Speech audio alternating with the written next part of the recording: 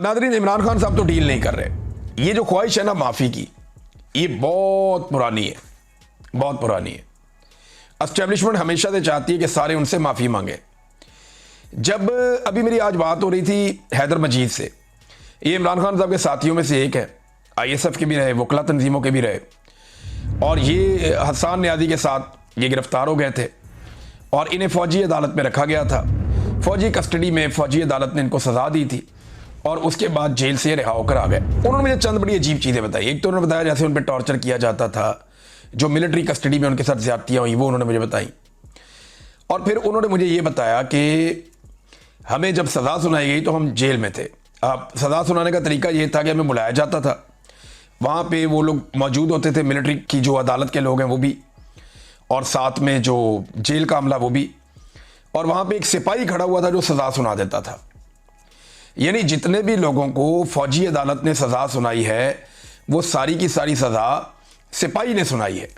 अंदाज़ा करें आप, अदालतों में सज़ाएं जो सुनाते हैं वो जज सुनाते हैं, लेकिन यहाँ पे जो सज़ा सुनाई है वो एक सिपाही ने सुनाई है। वो बुलाते थे बंदे को, खड़ा करते थे, उसे कहते थे जनाब आपकी इतनी सज़ा है, ये जुर्म है, अब आप जाएं। और ये सज़ा जो सुनाता था ना वो एक नॉर्मल सा सिपाही था जो ये सुना रहा था। उसके बाद हैदर मजीद ने मुझे बताया कि चंद दिन के बाद हमारे पास वही लोग आए और एक माफ़ीनामा लिख कर लाए। उन्होंने कहा जी आप ये माफ़ीनामे पे दस्तखत करें और हम चीफ साहब को ये माफ़ीनामा भेजेंगे तो वो आपकी सज़ा माफ़ कर देंगे और आप बाहर आ जाएंगे। तो हैदर मजीद ने कहा जी मैंने उन्हें माफ़ीनामा जो खुद लिख कर दिया, उसकी जगह पे मैंने उस पर यह लिख कर दिया कि, और चीफ जस्टिस ऑफ पाकिस्तान को लिख कर दिया कि मैं खुद एक वकील हूँ, मैं कानून को जानता हूँ और मेरी उम्मीद पाकिस्तान के चीफ जस्टिस से है, अदालतों से है, और मैंने कुछ ऐसा नहीं किया और मैं किसी चीज़ की माफ़ी नहीं मांगता और ये हमें सज़ा भी गलत हुई है। तो उसने अपना मौक़िफ़ पूरा लिख के भेज दिया। वो मौक़िफ़ आज तक कभी हमारे सामने नहीं आया, लेकिन हैदर मजीद ने मुझे ये बताया। तो माफ़ी मंगवाने का शौक़ कितना आप देखें कि उधर उनको सज़ा सुनाई, फिर उनके पास खुद ही कागज़ लेकर जा रहे हैं कि आप हमसे माफ़ी मांग लें, आपकी बड़ी मेहरबानी होगी। उन्होंने नहीं मांगी।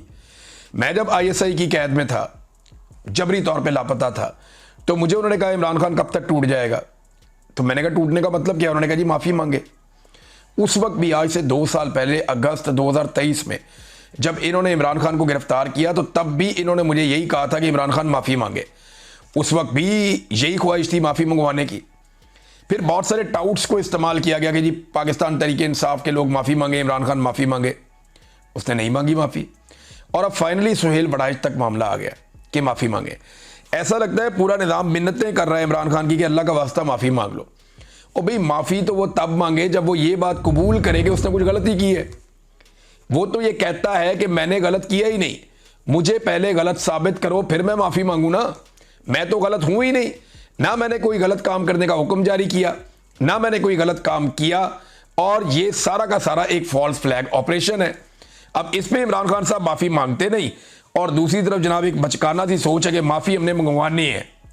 मेरे ख्याल में पाकिस्तान की कौम को मिलकर ना एस्टेब्लिशमेंट से एक ही दफ़ा माफ़ी मांगी और माफ़ कर दो भाई जी, जाओ जाके अपना काम करो, जाके आप अपने बॉर्डरों पे जाएं, अपनी सिक्योरिटी संभालें, हमें आप माफ़ कर दें, बड़ी मेहरबानी आपकी। पूरी कौम को चाहिए कि एस्टेब्लिशमेंट से हाथ जोड़ के माफ़ी मांग ले कि जनाब सानू माफ़ कर दो, असी रज गए भाईजान, हम रज गए हैं, हमें आप माफ़ कर दें, हमारे साथ बहुत हो गई है, बड़ी मेहरबानी, आपको माफ़ी चाहिए ना, लिख के दे देते हैं जनाब माफ़ कर दो, अल्लाह के नाते माफ़ कर दो, बस जाओ जाके अपना काम करो, तो पाकिस्तान को अब चलने दें आप। ये तो फिर यही हल रह गया पूरी कौम के पास। अगर माफ़ी का बहुत शौक है तो कौम ऐसे माफ़ी मांग सकती है। नादरीन, मोहसिन नकवी साहब ने आर्मी चीफ का वही वाला मुतनाज़ बयान जो है वो दोबारा सुना दिया मीडिया को कि एक कोई सऊदी शख्सियत आई थी पाकिस्तान में इंडिया से होकर, बड़े इंपॉर्टेंट लोग आए थे सऊदी गवर्नमेंट के, और वो जंगबंदी पे पाकिस्तान से बात कर रहे थे। तो आर्मी चीफ ने उन्हें भी यही कहा कि इंडिया एक चमकती हुई शाइनिंग मर्सिडीज है। यानी ये तस्लीम किया कि बड़ी कीमती गाड़ी है, बहुत खूबसूरत शाइनिंग मर्सिडीज इंडिया, और पाकिस्तान एक डंपर ट्रक है। एक डंपर से मिसाल दी है पाकिस्तान को। अच्छी मिसाल भी बल्डोजर कहा जा सकता था, और कोई अच्छी मिसाल दी जा सकती थी, लेकिन डंपर ट्रक कहा। और उसके बाद वो जो है सऊदी जो सफ़ीर आए हुए थे, जो नुमाइंदगी कर रहे थे, वो खामोश हो गए। उनके पास कहने के लिए कुछ था ही नहीं है मोहसिन नकवी के बकौल। लेकिन जब आप ऐसी बात करेंगे तो फिर अगला क्या कहेगा आपको? वो यही सोचेगा ना। और सऊदीज़ को क्या पसंद है? क्या डंपर पसंद है या मर्सिडीज़ पसंद है? तो उन्हें तो मर्सिडीज़ पसंद है। और आप अपने आप को खुद ही कह रहे हैं कि हम डंपर हैं। कोई अच्छी मिसाल देनी चाहिए थी ना। यानी मेरी समझ से बाहर है कि पाकिस्तान दुनिया को बताना क्या चाहता है और करना क्या चाहता है और इन लोगों के दिमागों में क्या चल रहा है। ये मेरी बात आप लिख कर लें।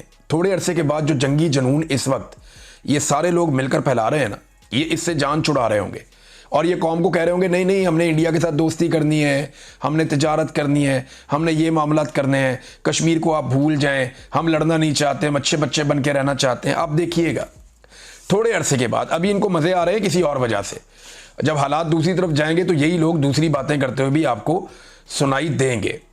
अब नाज़रीन आ जाएं, जो फ्लड्स आए हैं खैबर पख्तूनख्वा में, जो सैलाब की सूरत हाल है, उस पर कुछ चीज़ें मैं आपके सामने रखता हूँ। एक ख़ानदान के 40 अफराद जाँ बहक हुए हैं बुनेर में। इंतहाई अफसोसनाक वाक़या है। अब जब रिकॉर्ड इकट्ठा हुआ तो पता चल रहा है कि एक ही ख़ानदान ऐसा है जिसके 40 अफराद जाँ बहक हो गए। अल्लाह ताला उन सबको सब्र अता फरमाए, हिम्मत अता फरमाए। जो लोग बाकी बचे हैं सोगवारान, और यानी उनका बहुत बड़ा दुख है, इसको बयान भी नहीं किया जा सकता। 400 से ज़ायद अफराद मुख्तलिफ इतलात के मुताबिक खैबर पख्तूनख्वा में हालिया बारिशों में जाँ बहक हो गए हैं। बुनेर में 217 अफराद जाँ बहक हुए हैं और 200 से ज़्यादा लोग अभी तक लापता हैं। 2300 मकानात अब तक के डाटा के मुताबिक तबाह हो गए हैं। 6 स्कूल्स तबाह हो गए हैं। 639 गाड़ियां जो हैं वो बह गई हैं, मुकम्मल तौर पे तबाह हो गई। इसके अलावा नाजरीन एक और बहुत बड़ा वाक़या है और इस शख्स को तो बाकायदा अवार्ड मिलना चाहिए, सदारती अवार्ड इस शख्स को मिलना चाहिए। अगर कोई मुस्तहिक है तो वो ये आदमी है। इसने 900 इंसानों की ज़िंदगियां बचाई है कौन? एक स्कूल का हेडमास्टर। ये जो स्कूल के हेडमास्टर हैं ये बताते हैं कि मैंने उस दिन सुबह जब बारिश हो रही थी तो मैंने आखिरी नज़र मारी अपने स्कूल के करीब जो नाला है उसके ऊपर, जो बरसाती नाला है, और मुझे अंदाज़ा हो गया कि कुछ देर के बाद ये बारिश नहीं रुकती तो ये पानी ओवरफ्लो होकर बाहर आ जाएगा और एक तबाही फैल जाएगी। तो उन्हें जब ये अंदाज़ा हुआ, क्योंकि इससे पहले 1995 में उनको याद था कि गर्मियों की छुट्टियों के दौरान ये नाला बिफर गया था और ये स्कूल बह गया था, फिर ये दोबारा तामीर किया गया था। तो उन्होंने कहा मुझे अंदाज़ा हो रहा था कि शायद कोई ख़तरा आ सकता है बड़ा। तो 900 बच्चे स्कूल में मौजूद थे और मकामी सियासी क़यादत ने भी इस बात को कंफर्म किया है कि स्कूल में 900 बच्चे मौजूद थे। तो जो सईद अहमद साहब हैं, जो उस्ताद हैं, उन्होंने फौरी तौर पे, ये स्वात का एक स्कूल है, उन्होंने फौरी तौर पे बच्चों को छुट्टी दी और उन्होंने कहा कि फ़ौरन निकल जाओ और महफूज मकामात पे अपने घरों में जाओ। तो वो बच्चे वहाँ से निकल गए और उनके वहाँ से जाने की वजह से 900 अफराद की जान बची। वजह यह है क्योंकि स्कूल बाद में उसका पूरा मैदान भी बह गया, स्कूल की आधी इमारत भी बह गई, उसकी 4 दीवारी भी बह गई, और अगर बच्चे वहाँ पे मौजूद होते तो एक बड़ा जानी नुकसान हो जाता, जिसे अल्लाह रब्बुल इज़्ज़त ने महफूज रखा और उसकी वजह बना सईद अहमद नाम का ये उस्ताद।